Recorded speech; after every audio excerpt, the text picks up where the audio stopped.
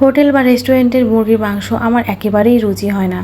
কারণ মুরগির মাংস ধোয়াটা আসলে একটু কষ্টকর আমার কাছে মনে হয়। যারা সত্যি মনোযোগ দিয়ে পরিষ্কার করতে চান বা পরিষ্কারভাবে খেতে চান, তারা জানে যে মুরগির মাংস পরিষ্কার করা একটু ঝামেলারই। উপরে যে পিচ্ছিলগুলো থাকে আর কি, সেগুলো ভালো করে খুঁটিয়ে না ফেললে, হাত দিয়ে টেনে না ফেললে ওগুলো থেকে যায়। ওগুলো খুবই অরুচিকর লাগে আমার কাছে। তো আসলে হোটেলে বা বড় কোনো আয়োজনে আসলে এত সুন্দরভাবে পরিষ্কার করা তো সম্ভব না। এই জন্য মনে হয় যে আল্লাহ কীভাবে জানি পরিষ্কার করেছে, কী না কী খাচ্ছি।